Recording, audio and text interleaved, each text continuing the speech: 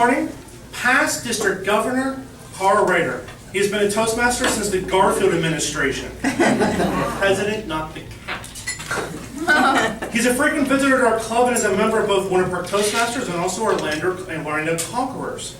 Karl's the author of the popular humor guide for speakers, Win Your Audience with Bomb-Proof Humor.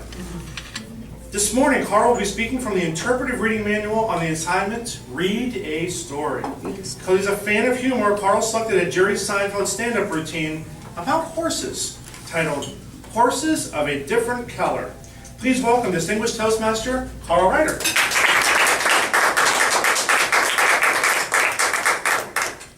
Thank you, Scott. Good morning, Toastmaster. Good morning. Good morning. These are the words of Jerry Seinfeld. A few weeks ago, I went to the track. I've done that a couple of times in my life where we bet on the horses. I never understood what we were betting on. I could never figure out which horse had the best chance to win. I don't even think the horses know they are racing. I mean, are they walking back to the stable after the race saying, I was third, I was fifth, I was ninth. I would have won, but you cut me off, watch that. More likely they're thinking, oat bag. Get my oat bag. Oat bag's waiting for me. I'm certain the horses have some idea that the jockey is in a hurry. They're probably thinking, he's kicking me, he's whipping me, so it must be important that I get somewhere quickly for this guy. But then they get back to the finish line and it occurs to them, hey, we were just here. What was the point of that? That was the longest possible route we could take to go 10 feet. Why didn't we just stay here? We would have been first. I'll tell you one thing the horses definitely do not know. They do not know that should they accidentally trip and break a leg at any point during the race, we're going to blow your brains out. I think they're missing that little tidbit of information. If they knew that, you'd see some mighty careful stepping coming down that home stretch. Easy, fellas, you win, I'll place.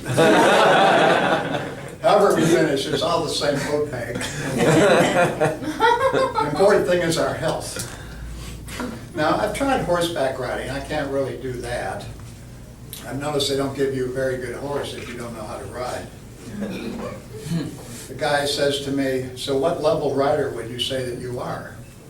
I don't know, 0, nada, whatever the system is. I'm at the bottom of the scale. I can't do it. Is that clear enough for you? I'm going wherever the horse wants to go. That's my level. That's when the guy starts looking around. Hey, is glue stick back? Oh. How about deadbeat? Can we saddle him up? So I get on this U-shaped, barely upright steed they bring me. I had the only horse you could sit on and keep your feet. While we plowed along. I'm riding a hammock here.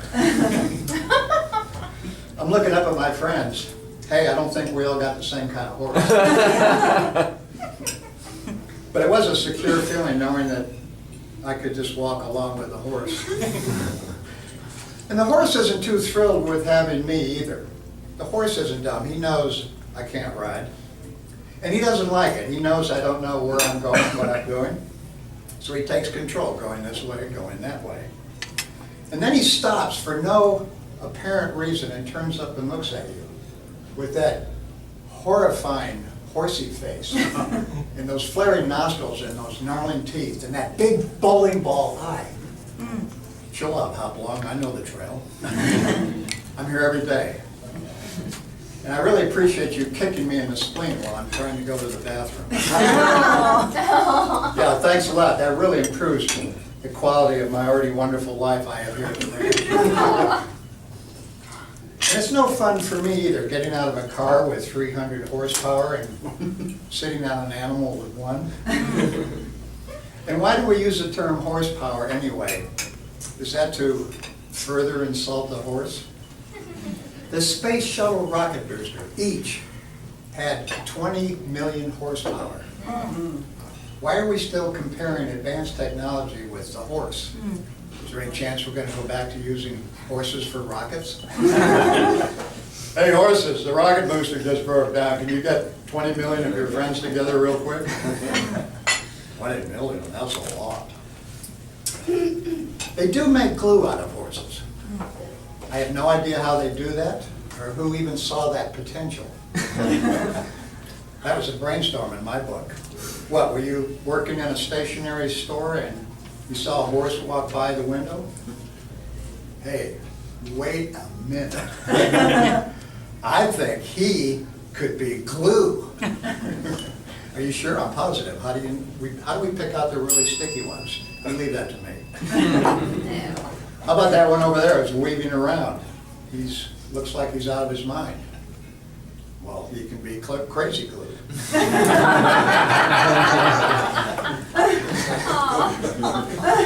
To me, the toughest part of a horse's life is that trailer. Why do they make horse trailers like that? Is that the best way to move a horse out on the highway with their huge, fat, disgusting rear ends staring you in the face? Do the horses like it? They're probably standing there going, do you feel a draft? I can't see anything back there, but it sure is breezy. You don't think our huge rear ends are hanging out the back of the truck, do you? Why the heck would they do that to us? They already ride us around and kick us. Why stick our butts out the back of the truck, too? Good question, fellow Toastmasters. Jerry Seinfeld knows a lot about horses, but he hasn't ever really explained that quandary. That's a horse of a different color. Nor have I ever heard him talk about horse meat either, which is surprising. I've tried it. It's actually pretty good. But there is one downside with horse meat. The drumsticks are enormous. Who's got that kind of time?